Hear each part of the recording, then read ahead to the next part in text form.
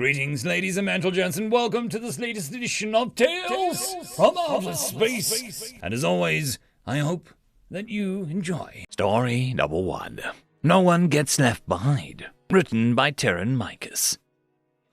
When humanity entered the galactic fold in the 2331st of their standard years, they were shocked to find that a number of them were taken by the various species that make up the Council for testing.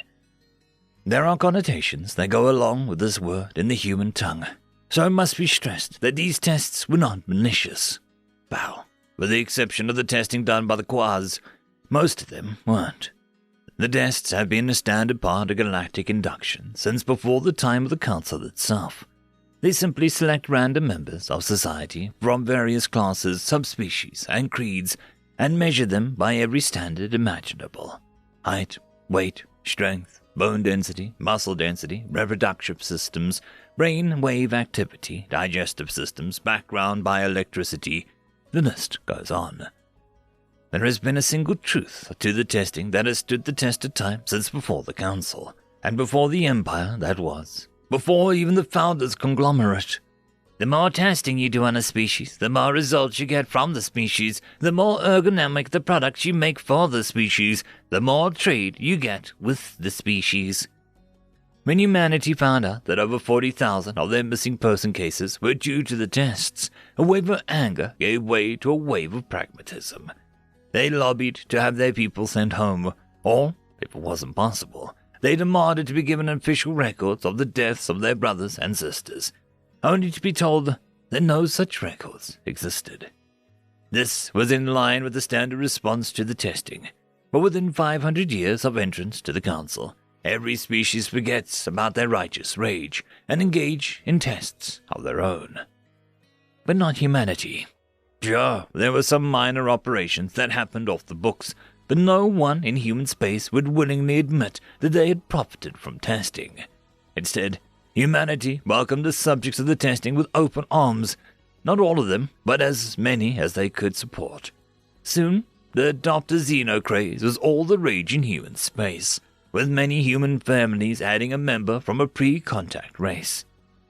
At first, this movement was about record-keeping. Then it became about saving the dignity and sanity of millions of individuals who would otherwise die alone and forgotten, left behind by the members of the Council who are now more interested in the rest of the race as a trade partner than anything else. At around 2626 years by human calendar, there was a slight ripple. A new race entered the galactic fold, the Trevnon. As usual, the main races all stepped forward and presented the Trevnon people with gifts of technology specifically designed for them, in hopes of making a new trade partner. Unusually, the human ambassador stepped forward to make a gift to the new species, a single tablet that wasn't even optimized to the shutter speed of the Trevnon eyeball. The Council balked at such a meager gift. Yet the Trevnon now count the humans as their closest allies. In the human year 2708, the Kip are ready for initiation. The counselors of the major races made the gifts known, and again, the human offered a datapad. Once more, the humans had a new ally. 3271 human years, 900 after the humans joined the galactic fold, the Council is a mere shadow of what it used to be, with each new species opting to align themselves with the humans rather than enter trade with the older species of the Council. Knowing what the ramifications of such actions would be, the humans have declared their cessation from the Council, taking an unacceptable 82% of the species that joined after 2371 with them. While the Council prepares for war, we must see if there's a way to jump ship, to switch teams, if you will.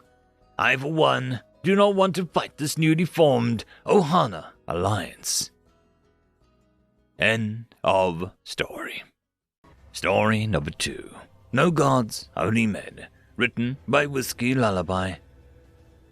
Atria's wings bore her aloft, fine toga and robes clinging to her perfect bronze skin. Noble features into the picture of quiet benevolence all godlings were taught to wear when they entered mortal lands. At her flanks were a dozen or so of her hoplites, celestial bronze armor gleaming in the sun, sculpted muscles flexing as they loosely held their spears and shields in sure grips. Inwardly, she smirked. The humans had been uppity of late, so a show of force was necessary, if only to ensure the poor mortals never went astray from the laws of their betters. Atria felt a swell of pride at being selected as the diplomat for this mission, to be the one to pull the humans back under the graceful wings of the gods, and to collect the requisite sacrifices from them. She looked forward to the food, and some few of the mortals themselves to toy with. What greeted them, however, was not a dedication of simpering sycophants or a table for feasting. The palace she approached seemed grim and imposing, more a fortress than a home, and those that she had thought to be fools and revelers, here to bask in their glory, soon turned into equally imposing. Despite the brightly colored uniforms and pennants, they stood stock still, in train formation, holding oddly shaped spears. Atria huffed as she looked them over, scoffing at the lack of archers and how few swords there were. None even wore armor. She was not abreast. As she and her honor guard landed, a trumpet played a quick reveille, and the lines of mortals parted, allowing one dour, modestly dressed individual to step forward. Atria might have thought him a low-level functionary, if not for the portrait she had been forced to memorize. The man before her was Emperor Lawrence Augustus IV. By her limited understanding of mortal politics, she had an amber of respect for the man, who so often shunned the tedious ostentation of the other leaders. However, she was God-born, and such a poor display before her grace was nothing less than an insult, subdued as it was. Atria landed lightly, nose already high in the air, as she opened her mouth to address these mortals. "Such a poor reception for messengers of the gods! Why do you not make merry? Where is the feasting and dancing? Have mortals forgotten the grace that we have long shown them?" she declared in an imperious tone, her voice easily carrying across the near silent parade ground. A small bit of magic that even in these waning days could still shake men to his core. Or would have, if the men before her hadn't begun chuckling. "Grace, you call it," he said, laughing mirthlessly. "You enslaved our children to serve at your leisure. Your masters treat us as toys, pawns, and tools, expendable and cheap as a sack of cloth. When we starve, you offer nothing. When we fall ill, you offer nothing. When I buried my sons, murdered by one of your distant kin, you offered nothing, save for a few coins and an unfulfilled promise of justice." Rage colored his voice, a black and deep hatred that flared in his eyes as he stared her down with such an intensity that despite herself she felt the hairs on her neck and the feathers on her wings rise before she forced it back down, covering fear with indignation. Her guards silently stood before her, forming a phalanx. "It appears that you and yours need a reminder of their place. Surrender, Lawrence Augustus, and your realm shall be spared our displeasure," she said, lightning crackling at her fingertips as the guards raised their spears. Even at the weakest blood amongst the godlings could outclass a human warrior in terms of strength and agility, and none of their hoplites were weak-blooded. She herself was a daughter of the storms, capable of limited attack magic. She was sure of her victory should the mortals be foolish enough to fight, even outnumbered as they were. Plus, with no visible archers, she and her guard could fly away should things go south. However, these thoughts were shattered when 3 words from the Emperor, and echoed by his commanders, "Ready!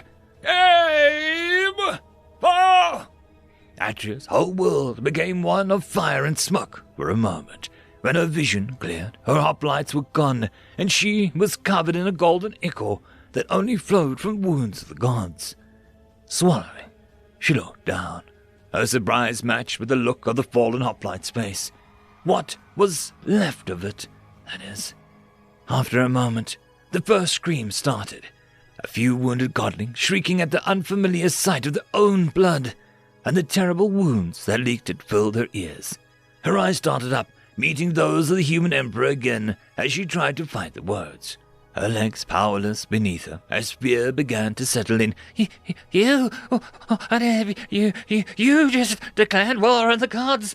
There will be consequences, she stammered, trying to will her wings to work as the human approached her. Good! I shall show those blowhards what war really looks like, he said simply, a sneer on his lips before turning to his men. Take her to the dungeons. Finish off the rest. The last thing Atreus saw before being clapped in iron and dragged away was the hoplites, the pride of dozens of noble houses, begging for their lives as the mortal soldiers butchered them like cattle. End of story. This is a special thank you to the one, the only, the legendary Eric Hino, who has become the only Tier 6 patron. I just want to thank the T5 patrons and channel members. Bob the Dragon, Cam Maxwell, Casper Arnholtz, Estrella the Dreamer, Tryagain95, Fudic Yol, Meridian117, Alithia, Jordan Bucksborn, Angry Marine, Albarden Gusta, and Barkey. Thank you very much. And that, my friends, concludes this video. I hope that you enjoyed. There are links down below, both to support this channel and for the author of this fiction. Anyways, I hope you all have a fantastic one, and I'll see you next time. Cheers.